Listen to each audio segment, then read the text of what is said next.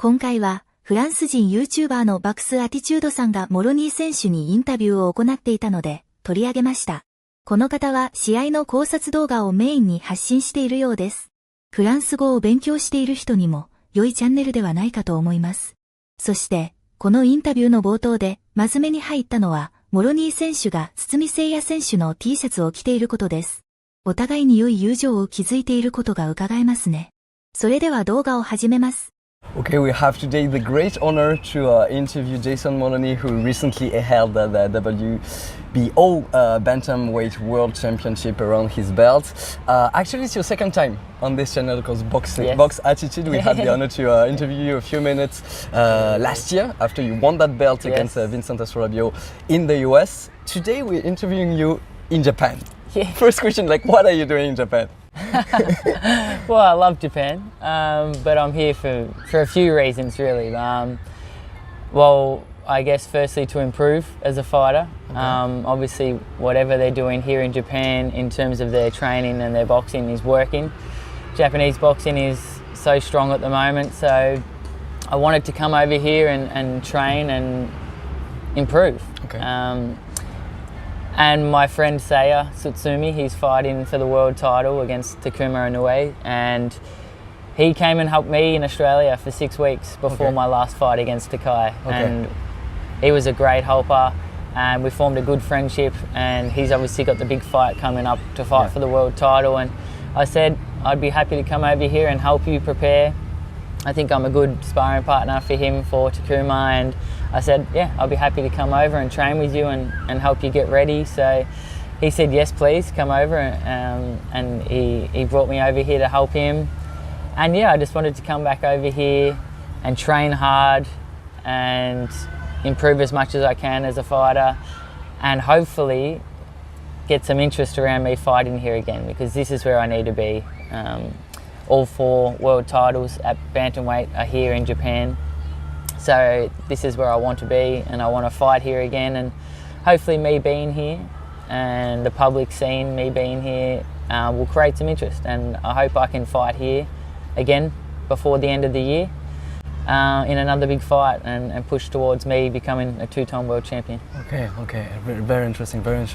I was planning on keeping that talk about Japan for later on, but it's so fascinating.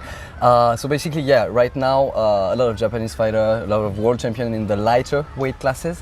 So yeah, this is like a land of boxing. Is this a perception you had for a long time ago? Like maybe you, at some point in your career, you would have to box in Japan?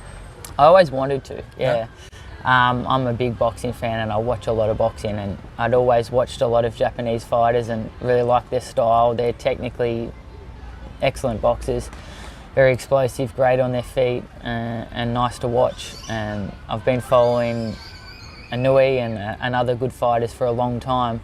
And early in my pro career, I really wanted to come here and fight in Japan, particularly in the lighter weights. There's a lot of fighters, they're very, very good fighters, and I hoped I would get the chance, but it never prevailed. And my brother fought one Japanese opponent early in his career, but I never had the opportunity. 私の理解では、ここの話の焦点はジェイソン・モロニー選手はずっと日本で試合をしたかったが、それが叶わなかった。しかし、弟のアンドリューはキャリアの早い段階でそれが叶ったということだと思いますが、確かにアンドリューはプロ6戦目で高橋良平と戦いましたが、それはオーストラリアで開催されました。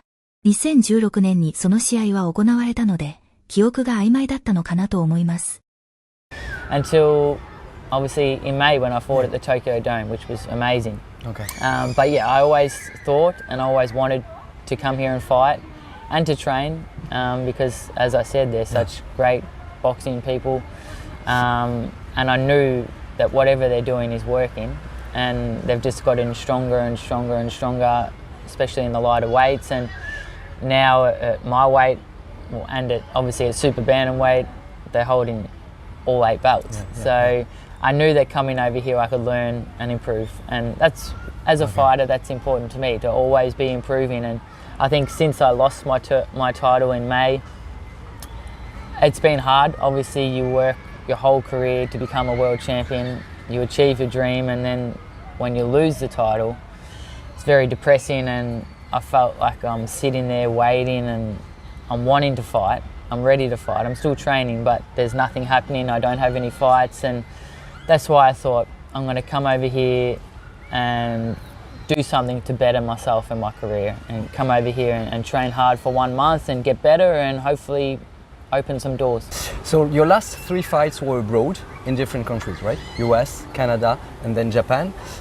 It feels like you have your mindset on Japan for now. Like what would be the next goal for your maybe next to come world title opportunity?